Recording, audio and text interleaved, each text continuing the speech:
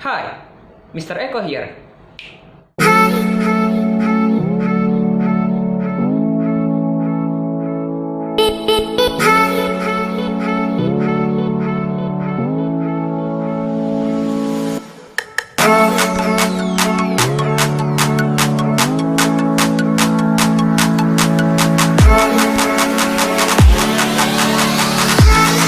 Assalamualaikum warahmatullahi wabarakatuh. Apa kabarnya Ananda sekalian? Saya harap kalian semua dalam keadaan sehat, tanpa ada kurang suatu apapun. Walaupun keadaan sekarang ini sangat bertentangan dengan harapan dan keinginan kalian, tapi tidak masalah, jangan mengeluh. Karena kenapa? Karena saya yakin ketika semua ini berakhir, pandemi ini berakhir, kalian akan menjadi orang-orang yang lebih kuat. Kalian akan menjadi orang-orang dengan bermental baja. Oke, jadi Ananda, hari ini kita akan belajar materi yang out of the box bagi kalian, Ananda kelas 10 IPS, yaitu mengenai lintas minat kimia. Tapi, tidak masalah, saya tetap percaya kalian bisa memahami materi lintas minat kimia ini dengan sangat baik. Jadi materi yang akan kita pelajari pada hari ini, kita akan belajar bagaimana cara membedakan larutan homogen dan larutan heterogen. Jadi setelah menonton video ini, kalian bisa membedakan dan bisa memberikan contohnya dalam kehidupan sehari-hari, apa itu larutan homogen dan apa itu larutan heterogen. Campuran adalah dua macam zat atau lebih yang bercampur tanpa reaksi kimia. Jadi ketika kita mencampurkan dua macam zat atau lebih dengan perbandingan yang berbeda tanpa reaksi kimia, itulah yang dimaksud dengan campuran.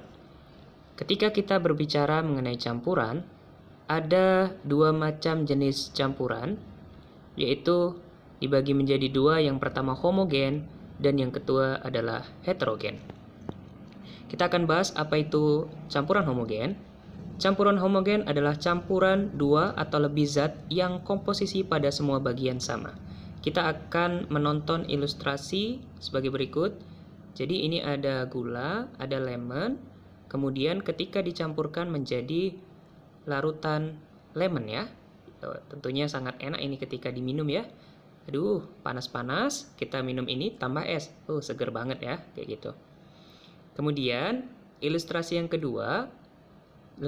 kedua nanti kita punya gula dan juga air. Nah, ketika kita coba masukkan gula ke dalam air, apakah nanti akan tercampur secara sempurna atau tidak?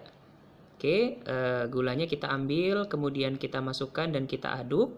Ternyata setelah kita aduk, gulanya terlarut. Itu artinya larutan gula merupakan campuran homogen.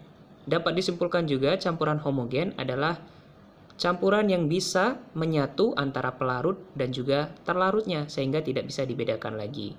Contoh yang kedua adalah cairan infus. Cairan infus ini juga termasuk campuran homogen.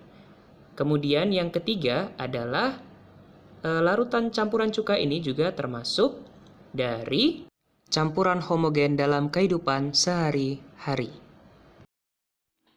Campuran heterogen adalah campuran dua atau lebih zat yang komposisi bagiannya tidak sama. Ini berlawanan dengan homogen tadi ya. Jadi bisa dibedakan antara pelarut dan juga terlarutnya. Campuran heterogen dibedakan jadi dua, ada koloid dan ada suspensi. Kita bahas yang suspensi terlebih dahulu, baru kemudian nanti kita akan bahas yang koloid. Yang pertama, suspensi adalah campuran yang bisa dibedakan antara pelarut dan terlarut dengan kasat mata. Contohnya ini, ada tepung yang dilarutkan dalam air. Kelihatan benar ya, pelarut dan terlarutnya. Kemudian yang kedua, ada pasir yang dilarutkan dalam air. Kelihatan juga ya, pasirnya masih mengendap. Dan yang ketiga, ini ada kopi. Tentunya kalian tahu, ketika minum kopi biar nggak sepaneng, itu masih terlihat mana pelarut dan juga mana yang terlarutnya. Masih ada endapan kopinya. Koloid adalah campuran yang seakan tercampur sempurna, tetapi masih bisa dibedakan dengan mikroskop ultra. Jadi ketika kita lihat kasat mata, seolah-olah larutan ini tercampur secara sempurna. Tetapi sebenarnya masih bisa dibedakan antara pelarut dan terlarut menggunakan mikroskop ultra. Contohnya ini adalah jus, ya ampun segarnya. Ini sebenarnya masih bisa dibedakan antara pelarut dan terlarutnya, tapi pakai mikroskop ultra ya, yang pakai perbesaran sekian. Bukan pakai mata biasa seperti itu kan. Ini bisa dilihat, ini adalah contoh koloid. Kemudian nanti kita akan lihat juga contoh yang kedua adalah larutan susu ya. Tentu mungkin kalian biasa konsumsi setiap pagi. Jadi larutan susu ini kelihatan tercampur sempurna, tapi ketika kita lihat pakai mikroskop ultra, dia akan terlihat mana yang bertindak sebagai pelarut dan mana yang bertindak sebagai terlarut. Inilah contoh koloid dalam kehidupan sehari-hari.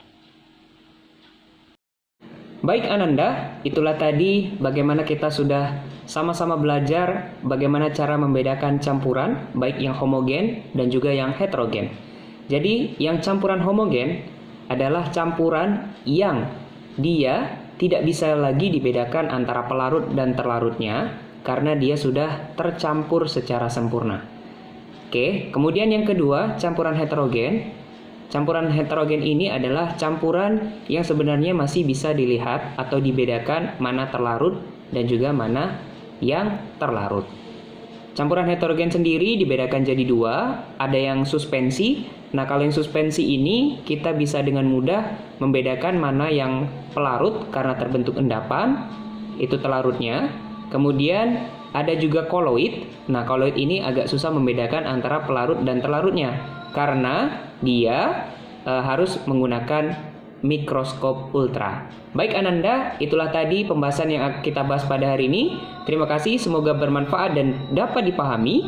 Bapak akhiri, Assalamualaikum warahmatullahi wabarakatuh.